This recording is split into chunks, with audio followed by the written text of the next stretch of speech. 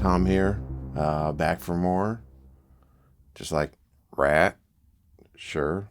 I'll be doing a few videos at different points about some obscure movies based around punk rock.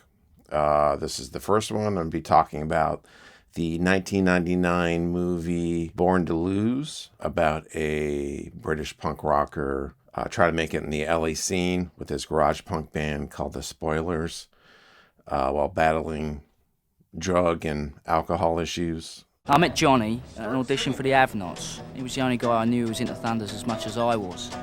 He even owns that horrible Stations of the Cross cassette. Christ. You know, Bob's retarded.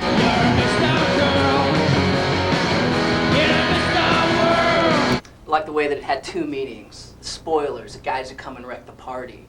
And it's also the wing in the back of a hot rod. And we've always hated bands with one-word names, you know, like Wool or Pavement.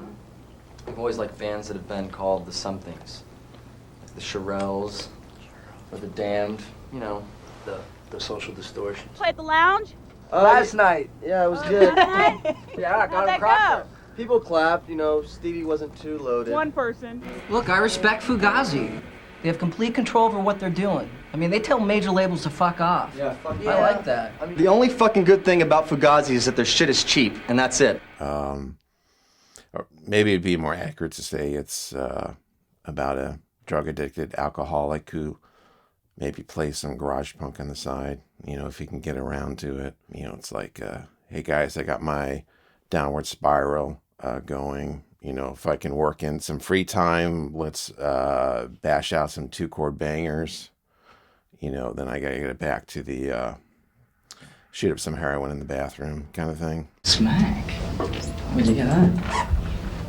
Got it from your mom. What do you mean, where did I get it? The movie is apparently very roughly based on the life of Johnny Thunders, hence the name Born to Lose. And this gets really confusing because there's also a Johnny Thunders documentary, also called Born to Lose, also released the same year. Maybe that's why this movie's pretty obscure, because it gets mixed up with the Johnny Thunders documentary.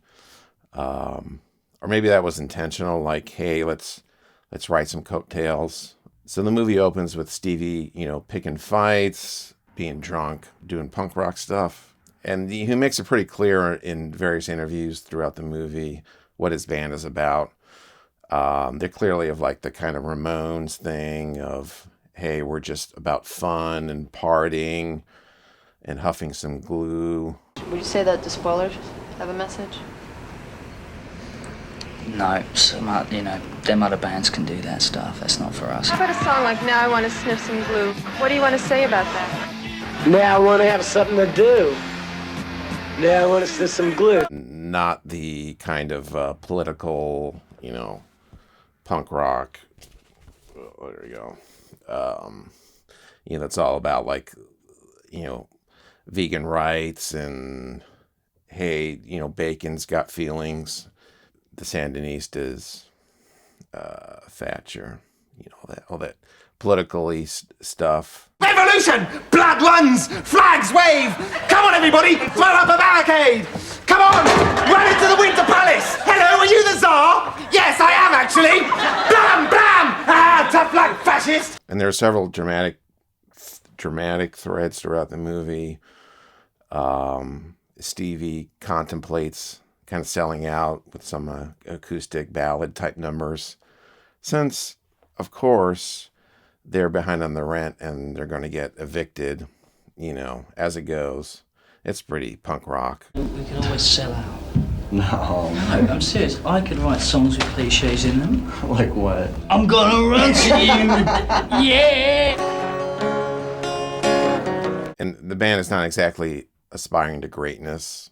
At this point, they're trying to get funding for another demo. The owner of an indie label is willing to front the money, assuming at, you know, the next live show that Stevie actually shows up and performs. Look, we got more songs, but we just need some cash for a demo. We got a gig with the Humphers on the 18th. Come and see us, man. At least we could go and see the show, all right? And if he stays on his 2 feet, then we'll record him. If he doesn't show up, at all, then surely the record company guy is going to be like, well, screw these jabronis. So there's that kind of drama, since he's like on heroin all the time and can't even walk because he's drunk and on heroin. That's after he's stumbling around drunk, can't walk. Hey, let's shoot up some heroin on top of that. So, you know, I mean, so that's kind of how do you even remember lyrics at that point? You know, I don't know. I'm rolling a joint. You're not smoking that in here. Take it outside. I don't smoke pot. And frankly, I don't approve of people who do. How you doing, man? Where you been? Glad you could join us. This is fucking ridiculous. Yeah, don't be so selfish. Do you want this band to make it or not? Right. Yes? And then there's the general problem of having a junkie as the leader of your band. You know, maybe you want to kind of eke out a living as an indie touring band. Oh, I saw this documentary on this band Fugazi, and they have a lot of integrity. They won't charge more than $5 for their concerts. You know, there's got to be at least one guy in the band who ain't happy about this. Hey, fellas, can we stop a second? I had the craziest idea. How about $6? Yeah, I was thinking that extra dollar times 800 people a night times 5 shows a week equals I don't have a roommate when I'm 47. But then the lead singer sells your van and all your gear to get some heroin, and now he's in an alleyway behind a VFW hall, shooting heroin into his eyeballs, which is not. You have to be pretty high to do that. I mean, that's not proper form at all. So really, that's not kind of the first step onto a forward trajectory of success in any business, really. You be able to play? Of course I'm gonna be able to play. You're fried, bud. Look, Stevie, don't screw up tonight. There are a lot of people out there. Stevie's dating a goth chick that works at the same record label, and their relationship seems to be based on a house of heroin and yelling and screaming. So I don't know if that's the foundation you want to work off from, but not that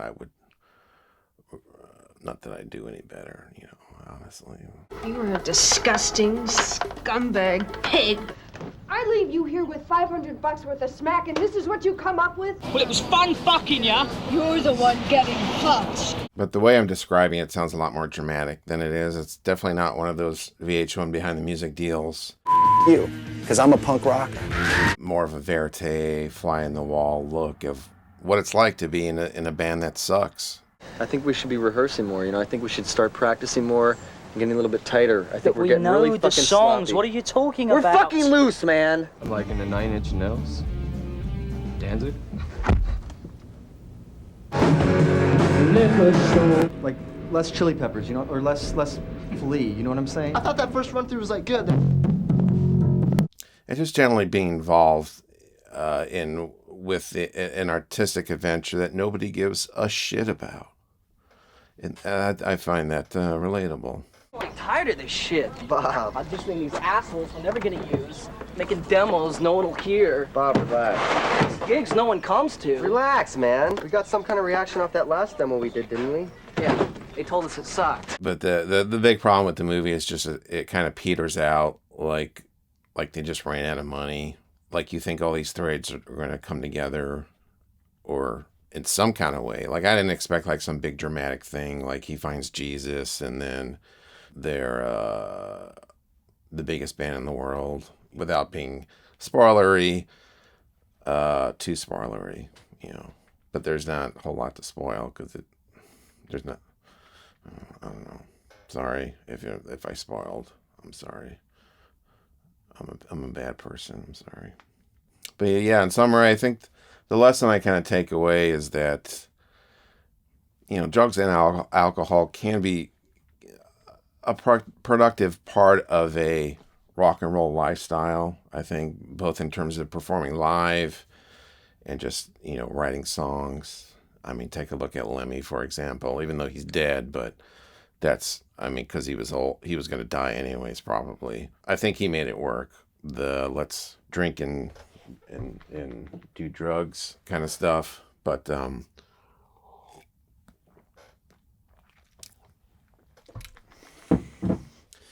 I guess the thing is, like, just make sure you can handle your shit. So I think that translates basically as, are you stumbling around? You know, you can practice with the band, write songs, perform on stage, but are you stumbling around like, whoa? That's when you've taken it too far. You're in practice and you trip over an amp, even though you can clearly see it there. Fall off the stage is the big one. That's a red flag, certainly. Now, if you'll take one short step with me to the next. You know, so go ahead, have fun. Unless you're straight edge, but otherwise, do your heroin or whatevs. But just, yeah, when you start to feel like you're about to be stumbling around, just cut it off. Like, bam. That's my advice. I don't know. Other musicians today who don't do drugs and in fact speak out against them, boy, do they suck. Ballless, soulless, spiritless, corporate little bitches. All right, that's it. Thank you. I'm going to have some more videos coming up. I'm going to do a video on the movie Rad and the Rad Blu-rays and some music stuff. So stay tuned, or don't, or just dislike. You can dislike now, and I won't. Nobody will even know. So go ahead and dislike. That's fine. All right. Thank you. Later.